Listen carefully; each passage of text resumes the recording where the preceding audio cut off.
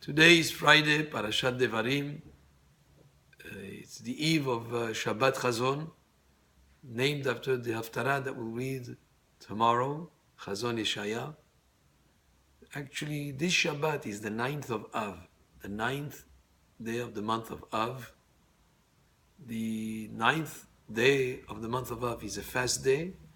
However, in observance of Shabbat, we don't fast on Shabbat, we postpone the fast to Sunday. Because the fast is postponed, there are certain leniencies. Pregnant ladies or nursing mothers, for whom it would be very difficult to fast. When it's postponed like this, there are extra leniencies in terms of allowing them to eat.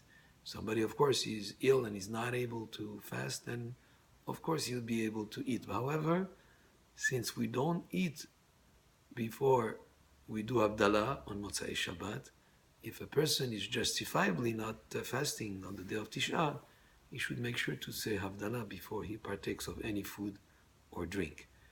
The fast begins actually before the end of Shabbat. The fast begins at 7:40, which is the time of sundown, and then the Suda Shlishit that we do every Shabbat. At the conclusion of the Suda Shlishit, by 7:40, that's when the fast begins. This Shabbat, we are allowed to eat meat. In terms of the halacha, is very clear. Shabbat supersedes the fast or the period of the 9 days, and you are allowed to eat meat. However, there are certain families, especially like from the city of Marrakesh, for instance, who have a custom not to eat meat even on even though it's Shabbat. The Havdalah on Motzei Shabbat is not done. We will do the Haftarah on Sunday night. However, in the Amidah that we do at the end of Shabbat, of Arvit, is going to include the Tachonantanu, which is included in every Motzei Shabbat. The only thing that we'll do is we'll do Boreh Meorea Esh on Saturday night. We do the blessing over the Havdalah candle. That's the only thing that we do on Motzei Shabbat. The Havdalah will be done, as we're saying, on Sunday night, without Besamim, and without the candle, because we would have already done that on Saturday night, and only over the wine. Now, the day of Tisha is a day of sadness, a day of mourning, the destruction of the temple. It's very important to give it what it deserves in terms of that aspect. We have Kinot, which has certain types of lamentations that we chant. There is Megillat Echa, the scroll of lamentations. We sit on the floor, whether at home or in the synagogue.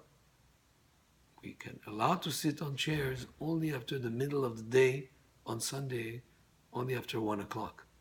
However, the rest of the time, we sit on maybe a lower stool if it's difficult, a stool that is not higher than 3 tfachim, which is about not higher than 24 centimeters approximately, to show that we are mourning over the destruction of the temple and over the exile that we are still in.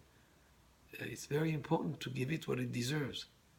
The idea that we are sorry about the loss and we pray for the coming of Mashiach is a very important aspect of our faith.